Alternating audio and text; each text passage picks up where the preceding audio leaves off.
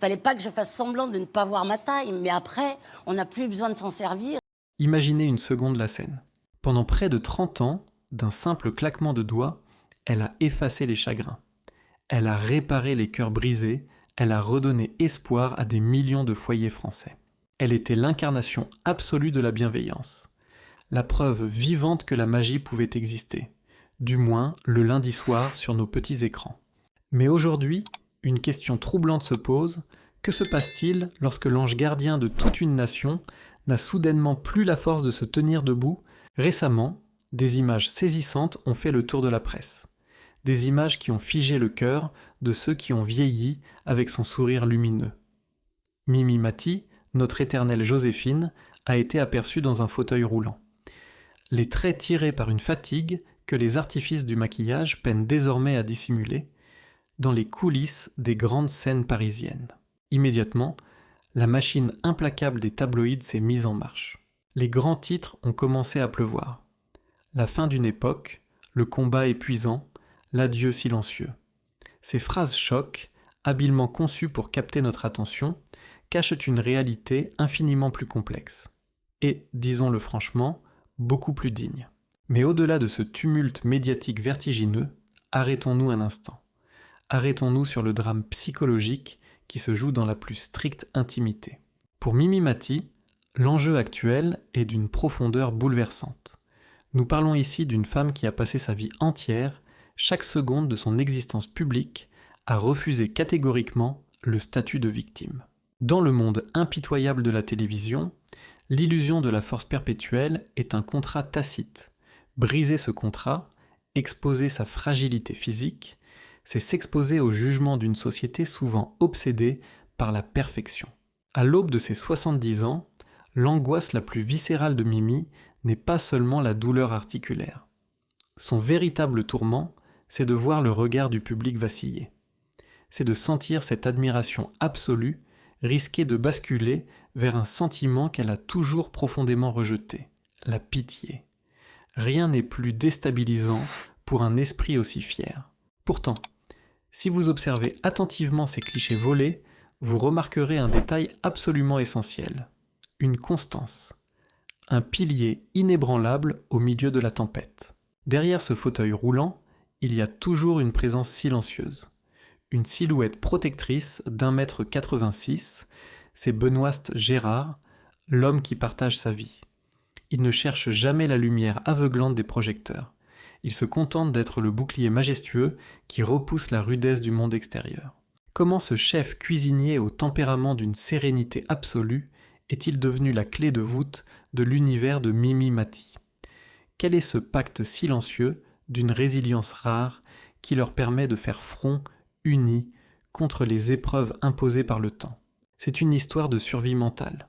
Mais pour comprendre la véritable ampleur de la bataille intérieure qu'elle mène aujourd'hui et mesurer toute la puissance de cet amour qui la maintient à flot, il nous faut impérativement remonter le cours du temps. Il faut retourner là où tout a commencé. Nous sommes dans la France des années 70 et 80, une époque formidable pour beaucoup, mais une époque d'une froideur glaçante pour ceux qui ne rentraient pas dans le moule. Imaginez une jeune fille, Michel Mati, qui comprend soudainement que son corps a décidé de s'arrêter de grandir. L'achondroplasie. 1,32 m. Pas un centimètre de plus. À cette époque, la différence n'était pas célébrée. Elle était cachée, tolérée au mieux. Dans l'esprit collectif, une personne de petite taille était souvent reléguée aux marges, ou cantonnée, dans le monde du spectacle, à des rôles de foire, d'amuseur public. Mais Michel avait un feu intérieur que la génétique ne pouvait pas éteindre. Lorsqu'elle a commencé à frapper aux portes des décideurs, dans les bureaux feutrés du Paris mondain, les refus ont été d'une brutalité sourde. On la regardait de haut, avec cette condescendance polie, presque cruelle. On lui faisait comprendre, à demi-mot, « Vous êtes sympathique, mais que voulez-vous qu'on fasse de vous ?» Face à ce mur d'incompréhension, elle aurait pu s'effondrer. Elle aurait pu accepter le destin effacé que la société de l'époque avait tracé pour elle. Mais elle a fait un choix radical, une rébellion grandiose contre la fatalité. Sa philosophie s'est forgée dans l'acier de ses refus. Je n'ai pas choisi cette taille, mais j'ai choisi la façon dont le monde va me regarder. Elle n'a pas seulement cherché à se faire accepter, elle a décidé de s'imposer. Elle a utilisé ce qui était perçu comme une anomalie pour en faire une signature visuelle inoubliable, soutenue par une intelligence acérée et une répartie foudroyante. Et puis, le miracle Joséphine a opéré. Ce rôle n'a pas été qu'un simple succès d'audience. Ce fut un véritable hold-up culturel. Du jour au lendemain, la femme que l'on regardait autrefois avec curiosité dans la rue devenait le pilier central de TF1. Et parlons de ce qui dérange souvent en France, l'argent et le pouvoir. À l'apogée de la série, Mimi Mati a exigé et obtenu de devenir l'une des personnalités les mieux payées de l'histoire de la télévision française, atteignant jusqu'à 250 000 € par épisode. Ce chiffre colossal n'est pas qu'une question de richesse matérielle, c'est un symbole absolu de pouvoir. C'est le triomphe écrasant de la compétence sur les préjugés physiques. C'est une claque monumentale adressée à toute l'élite télévisuelle qui, jadis, ne misait pas un centime sur elle. Elle a obligé un système tout entier à plier le genou devant son talent. Ce n'est d'ailleurs pas un hasard si les figures tutélaires de la culture française, des piliers comme Lynn Renaud ou le regretté Johnny Hallyday, l'ont immédiatement prise sous leur aile. Ils ont reconnu en elle ce feu sacré, celui d'une survivante, d'une guerrière intraitable cachée sous un visage d'ange. Elle avait vaincu la nature, elle avait terrassé les préjugés, elle trônait au sommet de la gloire. Mais l'histoire du show business nous enseigne une règle implacable. Quand une personne s'élève aussi haut, quand elle captive autant la lumière, elle réveille inévitablement les ombres. Et l'admiration du public peut, en un clin d'œil, se transformer en une fascination cruelle et destructrice. Nous touchons ici à l'un des paradoxes les plus sombres de la nature humaine. Nous adorons bâtir des idoles, pour ensuite éprouver un malin plaisir à les voir trébucher. Et à l'ère numérique, cette cruauté a trouvé un nouveau terrain de jeu, l'anonymat des réseaux sociaux. Comment une femme qui a consacré une si grande partie de sa vie aux autres, notamment à travers les restos du cœur, a-t-elle pu devenir la cible d'une campagne de dénigrement aussi féroce ? Rappelez-vous cette rumeur ahurissante qui a enflammé la toile il y a quelques années. Une histoire inventée de toutes pièces, affirmant que Mimi aurait agressé un admirateur avec des rouleaux de papier essuie-tout dans un supermarché. Au départ, cela ressemblait à une mauvaise blague. Mais très vite, la mécanique implacable du tribunal virtuel s'est emballée. Des milliers de personnes ont partagé l'histoire, l'amplifiant, la déformant, ajoutant au passage des commentaires d'une bassesse inouïe. Pourquoi un tel acharnement ? C'est une étude fascinante et terrifiante de la psychologie des foules modernes. Il y a chez certains une volonté farouche de salir la réputation d'une figure publique perçue comme trop lisse, trop bienveillante. Il fallait à tout prix trouver une faille, démasquer une part d'ombre derrière l'ange gardien. Mais ce que ces détracteurs anonymes oublient, c'est la réalité étouffante du quotidien de Mimi Mati. Imaginez une seconde sa vie hors des plateaux de tournage. Dans la rue, au restaurant, elle est constamment accostée. La plupart du temps avec une sincère affection, mais parfois avec une familiarité brutale, totalement intrusive. Des inconnus qui n'hésitent qu'à pas à l'agripper, à la toucher, comme si elle était une attraction publique, sans le moindre respect pour son espace vital ou sa condition physique. Lorsqu'elle exige, à juste titre, un minimum de politesse et de respect, elle est immédiatement étiquetée comme hautaine ou capricieuse. Le public exige d'elle un sourire permanent, oubliant qu'elle est un être humain avec ses jours de fatigue, ses douleurs intimes et ses limites. C'est précisément dans l'œil de ce cyclone médiatique que la figure de Benoît Gérard prend une dimension presque chevaleresque. Car cette tempête n'a pas seulement frappé Mimi, elle a percuté leur foyer de plein fouet. Imaginez la colère froide, contenue, d'un mari qui voit la femme qu'il aime profondément traînée dans la boue par des milliers de juges sans visage. Face à ce déferlement, Benoît n'est pas descendu dans l'arène toxique d'Internet pour se justifier. Il a fait bien mieux. Il a érigé une forteresse de sérénité autour d'elle. Il lui a rappelé, jour après jour, que le vacarme virtuel n'avait aucune prise sur la vérité de leur existence. Il a été ce paratonnerre silencieux, absorbant la foudre pour protéger celle qu'il aime. Pourtant, Si Benoist a su apaiser les blessures infligées par le monde extérieur, il y a une douleur beaucoup plus intime, une blessure invisible et muette que même son amour infini n'a pu effacer. Une épreuve profondément personnelle, un deuil silencieux qui s'est joué à huis clos, loin des regards indiscrets. Pour aborder ce chapitre de la vie de Mimi Mati, il faut faire preuve d'une grande délicatesse. Nous entrons ici dans le territoire intime d'un amour salvateur, mais aussi d'un renoncement déchirant. L'histoire avec Benoist Gérard débute en 2003, avec une spontanéité digne d'un film. Elle est sur scène à Saint-Brieuc. Lui est dans le public. Une montée sur les planches improvisée, un regard échangé et la magie opère. Un véritable coup de foudre, instantané et indiscutable.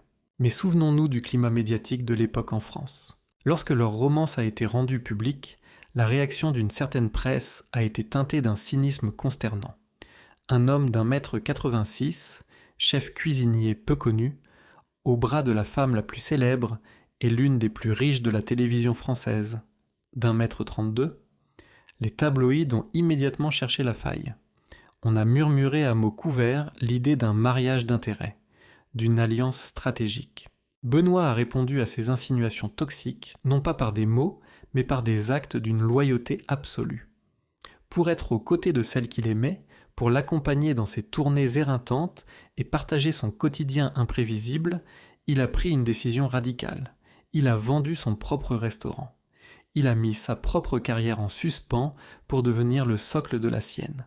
Ce geste, loin d'être une soumission, fut la preuve magistrale d'un amour désintéressé, pulvérisant d'un coup toutes les théories mesquines. Cependant, au cœur de cette harmonie conjugale retrouvée, persistait un silence lourd, le silence d'une chambre d'enfant qui ne verrait jamais le jour.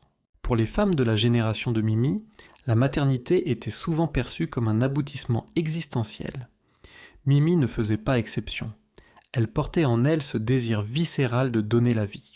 Mais la réalité biologique s'est dressée devant elle avec une cruauté implacable. Outre le facteur de l'âge de leur rencontre, il y avait l'ombre omniprésente de l'achondroplasie. La perspective de transmettre cette condition, de faire subir à un enfant les regards, les opérations chirurgicales et les douleurs qu'elle avait elle-même endurées, a suscité un débat intérieur d'une intensité douloureuse. Finalement, la nature et le destin ont tranché. L'horloge biologique s'est arrêtée. Mais c'est précisément dans les ruines de ce rêve brisé que la grandeur d'âme de Mimi s'est révélée. Benoist, arrivé dans sa vie avec ses 4 enfants d'une union précédente, lui a offert une seconde chance, sous une forme inattendue. Mimi a dû apprendre à aimer des enfants qui n'étaient pas de son sang, et elle l'a fait avec une générosité débordante. Elle, qui s'était vue refuser le titre de mère biologique, est devenue la pièce maîtresse, chaleureuse et bienveillante, d'une grande famille recomposée. Elle a trouvé la paix en réalisant que la maternité ne se limite pas à la génétique. Elle se forge dans l'amour quotidien, la patience et le partage. Je ne les ai pas portés, a-t-elle coutume de dire avec tendresse, mais le destin m'a accordé le privilège de les aimer. Elle avait trouvé son équilibre. Mais alors que son esprit trouvait enfin le repos, son corps, lui, épuisé par des décennies d'efforts surhumains, s'apprêtait à lui présenter l'addition la plus redoutable de son existence. Nous arrivons aujourd'hui au chapitre le plus redoutable de cette épopée. Le corps, cette machine d'une résilience fascinante, possède malheureusement une mémoire implacable. Pendant plus d'un demi-siècle, Mimi Mati a imposé à son ossature atypique un rythme effréné. Des milliers d'heures de tournage, des déplacements épuisants. Mais sous les projecteurs, la biologie ne fait aucun cadeau. Pour comprendre la gravité de la situation actuelle, il faut poser des mots sur le mal, le syndrome de la queue de cheval. Une compression sévère des nerfs situés au bas de la colonne vertébrale. Une affection redoutable qui, si elle n'est pas traitée avec une précision d'orfèvre, mène tout droit à une perte de mobilité totale. La perspective glaciale de se retrouver figé à tout jamais. Imaginez l'angoisse silencieuse juste avant de franchir les portes d'un bloc opératoire. Cette question vertigineuse, vais-je me réveiller avec l'usage de mes jambes? Deschamps. Mimi n'a pas affronté cette terreur une seule fois, ni deux, mais à 4 reprises, 4 interventions chirurgicales colossales pour reconstruire une colonne vertébrale à bout de souffle.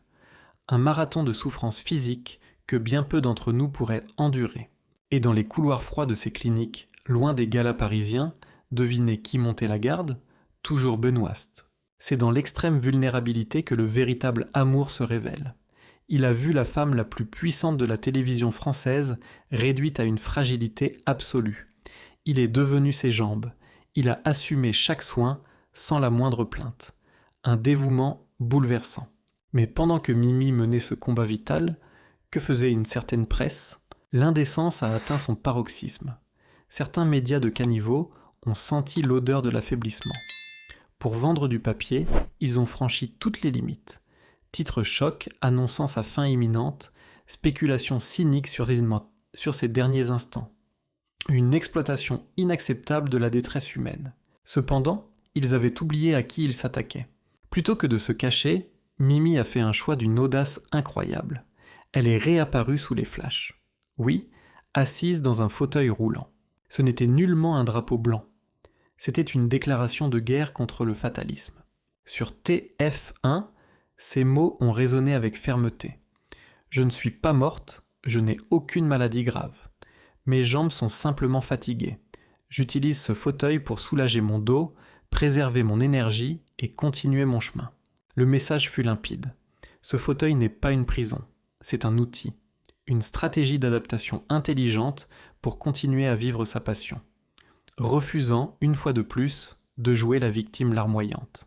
Ce fauteuil roulant limitera peut-être ses pas, mais il ne pourra jamais emprisonner l'héritage d'une légende vivante. Aujourd'hui, loin du tumulte effréné des boulevards parisiens et de la frénésie parfois cruelle de l'industrie du spectacle, c'est dans la quiétude absolue de la Provence que Mimi Mati a trouvé son véritable refuge. À Vaison-la-Romaine, au milieu des collines baignées de soleil, elle cultive avec Benoîst un bonheur authentique, totalement dépouillé d'artifice. Ensemble, ils veillent sur leur petit domaine viticole, produisant avec passion un vin qui porte presque leur nom mêlé. Les vignes qu'ils cultivent, robustes, noueuses, capables de résister aux hivers les plus rudes pour finir par offrir un fruit de caractère, ressemblent à s'y méprendre à leur propre histoire. C'est une histoire d'enracinement profond, de résilience inébranlable et d'une patience infinie. Et sur le plan professionnel, l'industrie de la télévision est souvent décrite comme impitoyable, prompte à remplacer ceux qui faiblissent. Mais pour Mimi, elle a fait une exception spectaculaire. Les équipes de tournage de Joséphine, Ange Gardien n'ont pas cherché à la mettre sur la touche. Au contraire, elles ont réécrit les scénarios. Elles ont intelligemment adapté les angles de caméra, repensé les mises en scène pour que leur étoile puisse continuer à briller sans imposer de nouvelles souffrances à son corps. C'est là, chers auditeurs, le signe de la véritable grandeur. Quand vous êtes une icône qui a tant donné, qui a tant prouvé, ce n'est plus à vous de vous plier aux exigences rigides du monde, c'est le monde qui s'adapte avec un immense respect à votre rythme. L'histoire de Mimi Mati n'est pas seulement le récit lointain d'une célébrité. C'est un miroir puissant tendu vers chacun d'entre nous. À une époque où notre société voue un culte quasi obsessionnel à la jeunesse éternelle et à l'invincibilité physique, son parcours vient nous rappeler une vérité fondamentale. Vieillir, voir son corps perdre peu à peu de sa superbe, devoir parfois s'appuyer sur une canne ou s'asseoir dans un fauteuil, ce n'est en aucun cas une défaite. C'est la preuve tangible que nous avons vécu, que nous avons combattu. C'est l'ultime test de notre dignité humaine. La véritable force ne se mesure pas à notre capacité à courir vite ou à paraître invulnérable, mais à notre volonté de rester droit dans notre esprit, même quand nos jambes refusent de nous porter.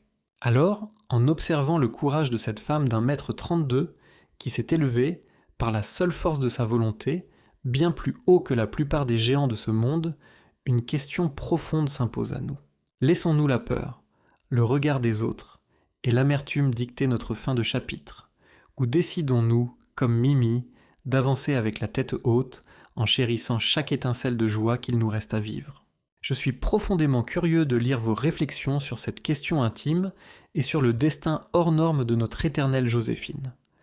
Prenez un instant pour partager votre propre expérience de vie dans l'espace commentaire ci-dessous, c'est toujours un immense privilège de vous lire.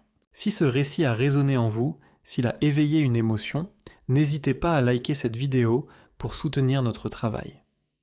Partagez-la avec vos proches pour diffuser ce magnifique message de résilience. Et bien sûr, abonnez-vous à la chaîne pour que nous puissions continuer, ensemble, à décrypter les histoires les plus science-fictions, les plus fascinantes. Merci de m'avoir accordé votre temps précieux, prenez grand soin de vous, et je vous dis à très bientôt.